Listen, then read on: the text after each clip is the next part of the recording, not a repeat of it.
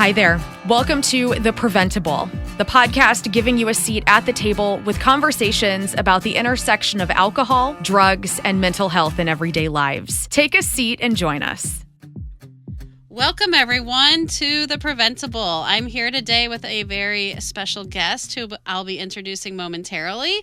Before we do that, just a quick shout out to Hubbard, and thank you again to our wonderful partner at Hubbard to allowing us to use the space and record our podcast. So today I'm here with Chris Mendes, who's with the Veterans Community Project. And Chris has been working for several years in the St. Louis community around connecting veterans to different services, behavioral health services. I had the opportunity to talk with Chris and some of the work he's been doing, and I've been so impressed. And so I just am excited to have the opportunity for everyone to hear more from Chris and for me to be able to learn a little more too. Welcome today, Chris. Hi. Thank you so much, Jenny, for having me here, and Prevent+Ed for wanting to know more about the veteran community here in St. Louis and ways that people can help and things that we're looking for, and I think just speaking for veterans in general. So, thank you. Excellent. Well, yeah. So, let's start from the beginning. What got you connected to this work, or tell everyone a little more about you. So, I'm an Army veteran myself. I served 5 years in the Army right out of high school. And I'm a St. Louis native. I was born and raised in South City, and I love St. Louis. And being a veteran, I couldn't see myself working with any other population. Mm-hmm. I served 2 tours in Afghanistan, and being a combat veteran, getting out of the military, there was a hard transition period going into college and kind of figuring out what I wanted to do, and bartended right out of college, right out of the military, and don't recommend. That was not what I'm good at. So don't recommend for you, like don't that recommend for me. Okay, yeah, okay. I was like, well, I mean, if somebody wants to give me a bartender, that's fantastic. As a veteran, I found myself in some pretty crazy situations, and I think in that transition, it just was not the best job to have, and so I really kind of found myself soul searching into what can I do as an occupation and what population do I want to work with. Mm-hmm. And one of my professors, social worker at Maryville University, Ellie Weidman, incredible social worker, Dr. Weidman. She kicked my butt. Don't throw that doctor in. Mm-hmm. She steered me in the direction. She's like, you need to work with veterans. You need to work with veterans. And so I did some searching and found that working with veterans, it was great for, I think, my journey in that transition period, but also bringing a lot of my experience into things that can benefit this population. And so what did that look like in the beginning, working with veterans? Like, what does that mean? Because I know it could mean lots of different things, but what did that mean for you in that early kind of part of the transition of working with veterans? Yeah. So I worked in the mental health field while I was in school, and saw just what a lot of the I think we're often kind of blind to we think that we understand mental health, and we think that we kind of knows what goes into it, but it's also kind of that taboo topic in society is mental health, and we often just kind of shut it out. If we have ourselves, if we're dealing with anxiety or depression, we want to mask it as best as we can, and then if we do have to go to inpatient, or we do have to go into seeking medications, it's one of those things we don't talk about very often. Yeah. And working in mental health, I got to hear a lot of people's journeys, and then also in my dealings with with my own mental health during that transition from military life to civilian life, it really kind of shined a light into, hey, I'm not the only one struggling with this type of stuff. Right. Well, and you talked about stigma, and of course, working in behavioral health, substance use, mental health fields myself, I'm acutely aware of all the stigma and the stereotypes and the way people don't want to talk about it.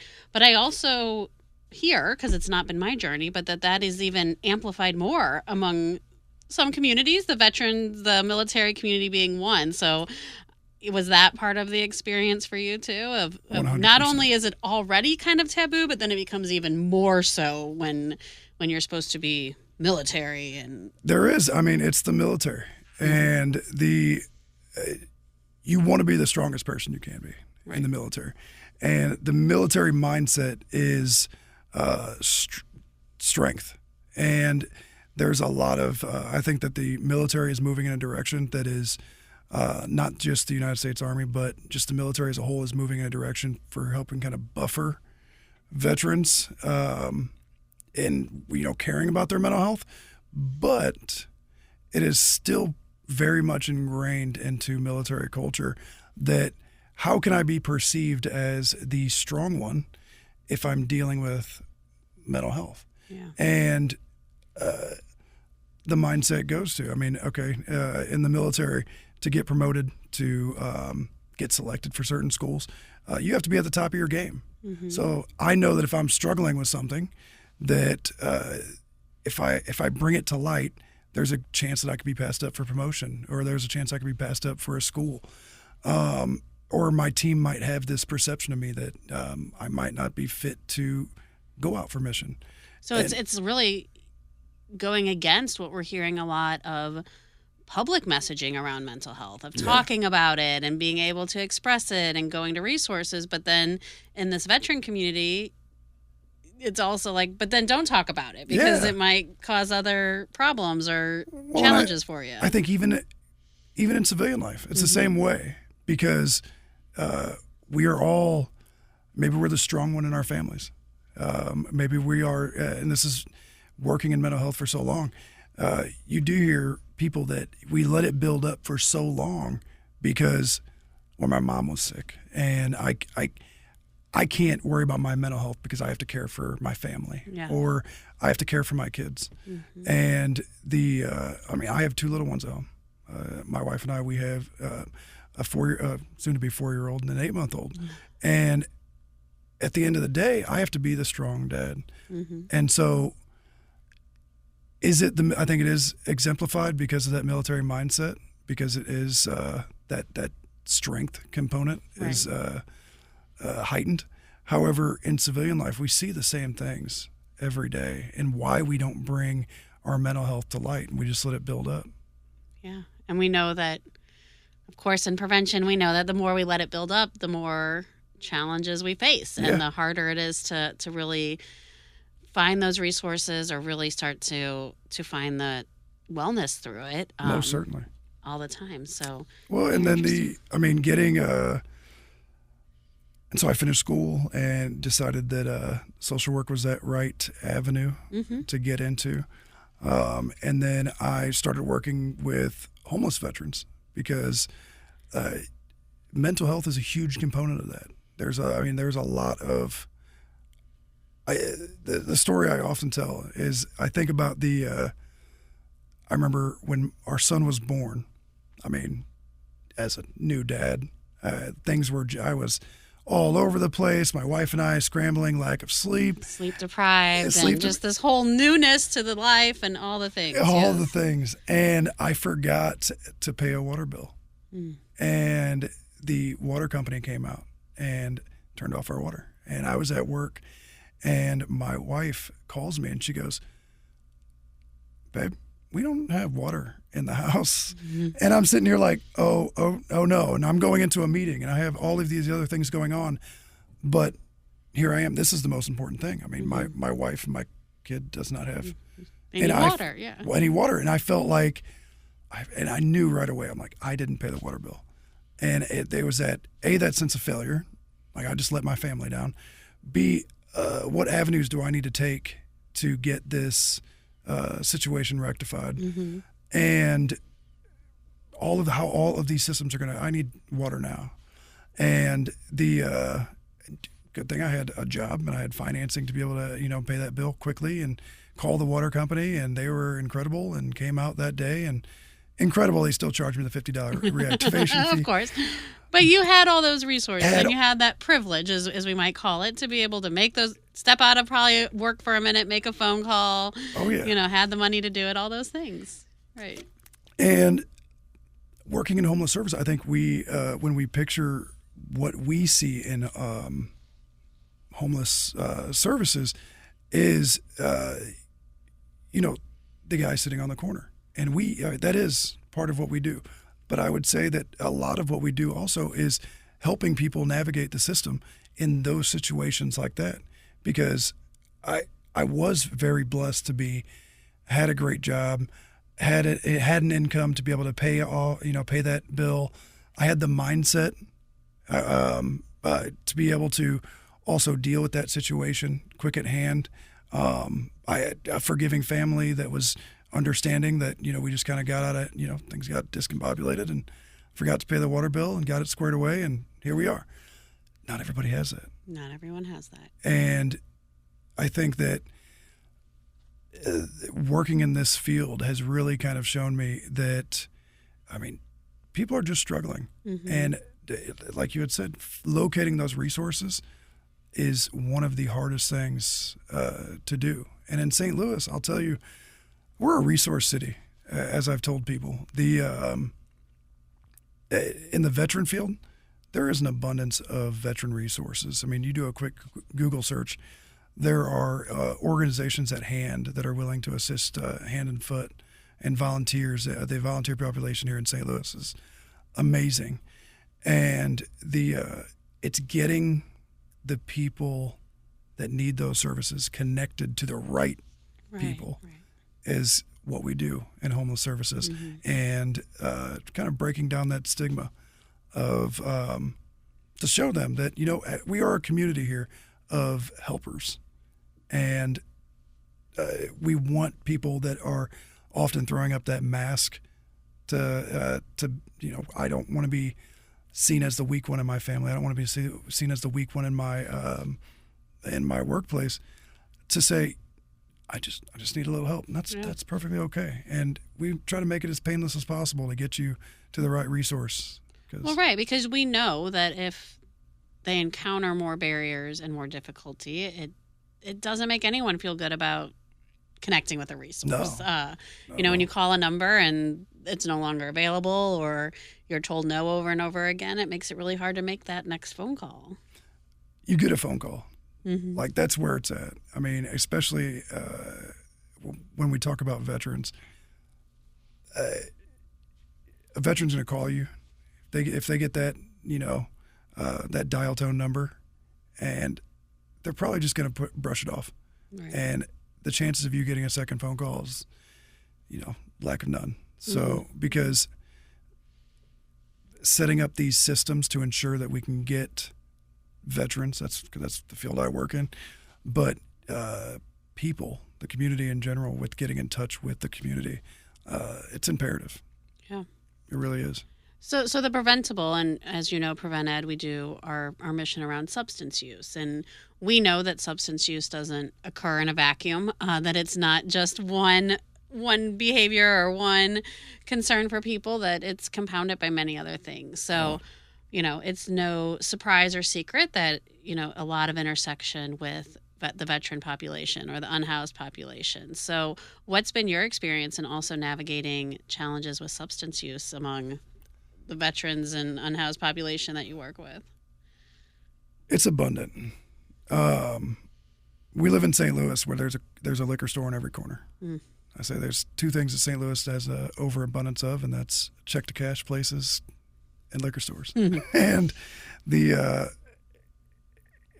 alcohol, drug use, substance use as a whole is it's a vice. And when people have they find something that makes them feel good. We find a medication that works for us. We like to continue to be on that medication because it makes us, you know, feel a certain way, and we get used to the way that feels. And I think that the stigma that's around substance use in general is it's that lack of knowledge. It's the ignorance that we often try to throw up our blinders to, because we hear that somebody has a substance abuse issue. And because we all know, we live in St. Louis. We know somebody that's died of a heroin overdose. We know somebody that has an alcohol issue. And the, like I said, we throw up those blinders to what's causing that.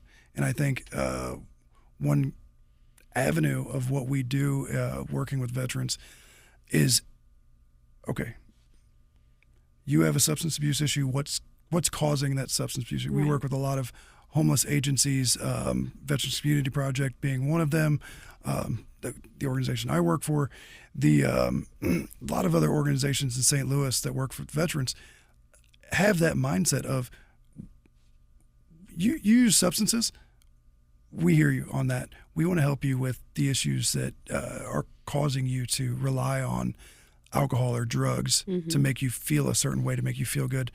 And so the not allowing that substance use to be a barrier Right. for them accessing, those programs. Seeing it as it's really part of the symptom of the overall struggles that somebody might be facing. Exactly. And it is it's a huge component of working with people with mental health, individuals with mental health. And on the veteran side of things, I'll tell you that when we first got out of the military, my brothers and my sisters in my unit, we all got out.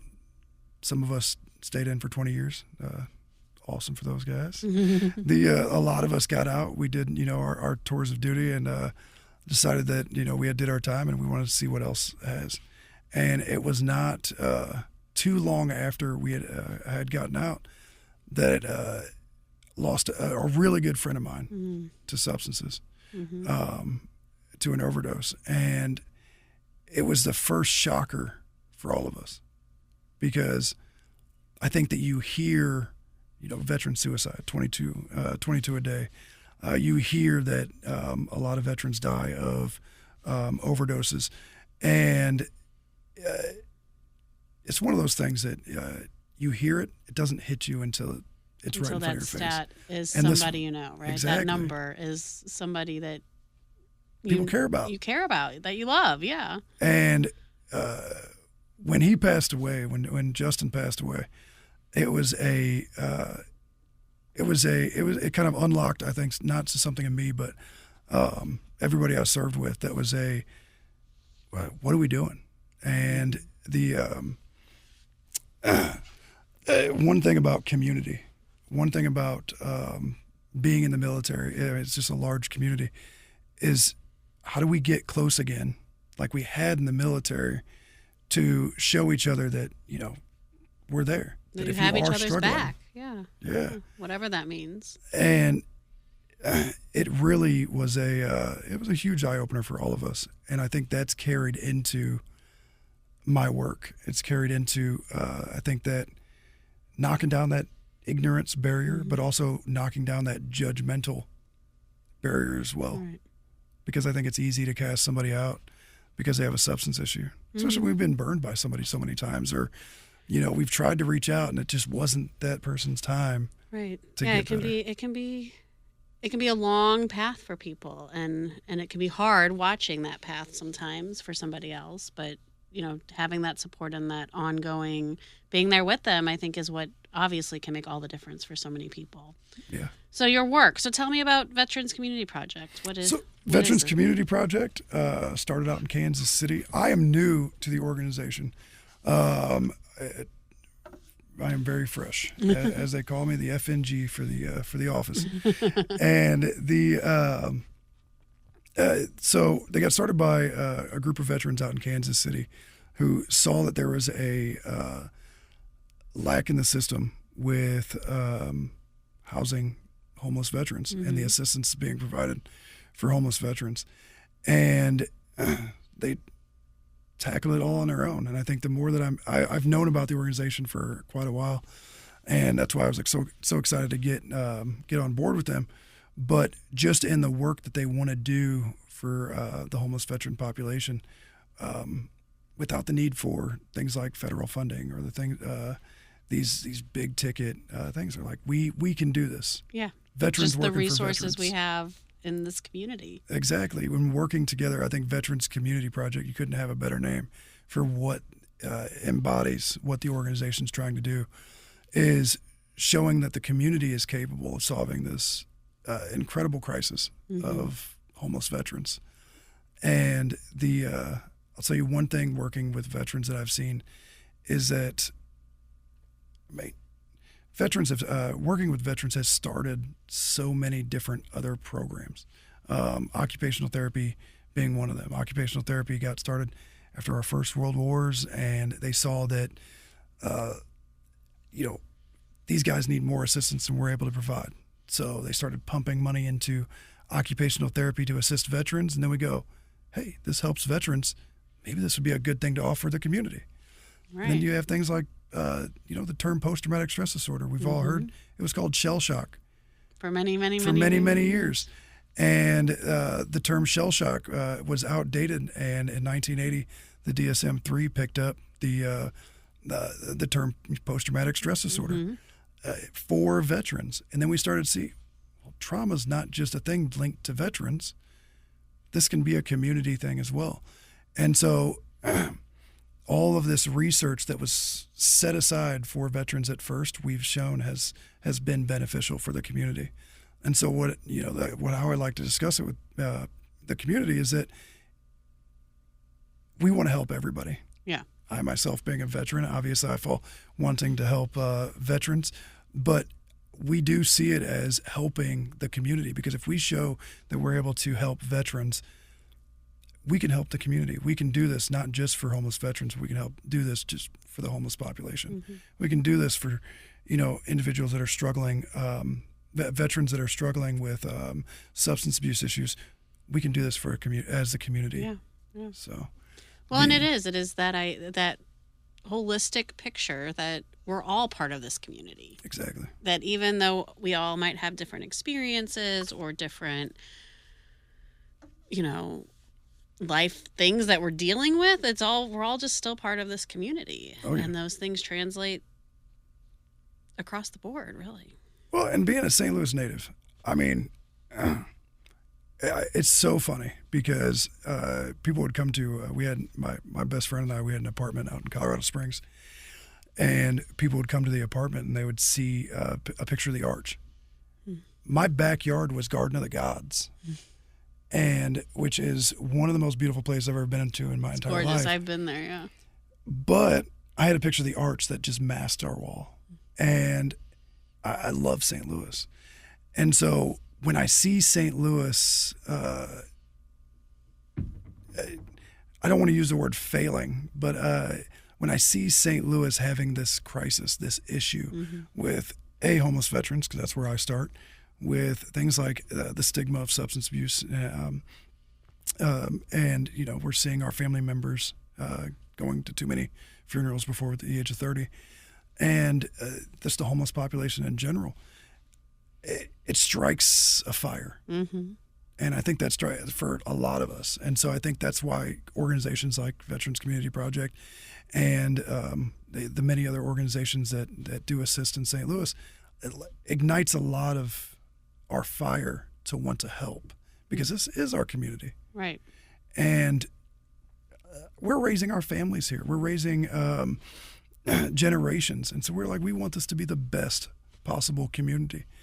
And so it really is, like I said, I'm blessed to be able to do what I love as an occupation. That's amazing. So if anyone listening is wanting to connect with you or learn more about Veterans Community Project, how can they find you? Oh, I could give you numbers. I could give you an email address. I would say start out with a Google search. Okay. Veterans Community Project, St. Louis. But also, I mean, if you know we all know veterans. If you know a veteran that needs help or assistance, a great place to start is with the VA, Hope Recovery Center. Just an incredible group of people downtown. They're kind of a gateway to a lot of other organizations in St. Louis. It's not a shout out to but they're just amazing. They do a Google search and you'll find resources in St. Louis to help veterans. And the segue to directing the veteran to the most correct services. I always tell, don't just give somebody a number. Right. Don't just be that person that reaches out first, because there has been many times that I've said, hey, I'm going to call, all right, this veteran needs this assistance. I'll reach out and I'll try and contact, and then you get a dial tone. And in the back of my head, I'm like, and this is the reason why I make the call first, because I don't want this veteran to feel like this is just another barrier and send them just down this rabbit hole of resources that lead nowhere.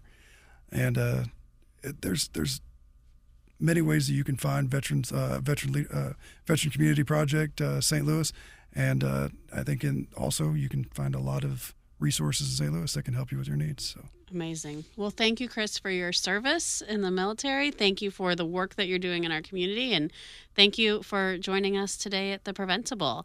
If you've liked what you heard and you want to hear more, please subscribe to our podcast at anywhere that you access your podcast. We'll see you next episode. Thank you. Thank you. Thanks for joining us at The Preventable, brought to you ad-free by Prevent+Ed. Prevent+Ed works to reduce or prevent the harms of alcohol and other drug use through education, intervention, and advocacy. Please visit their website at prevented.org. Like what you heard? Rate, review, and subscribe to stay up to date with what we are serving on The Preventable.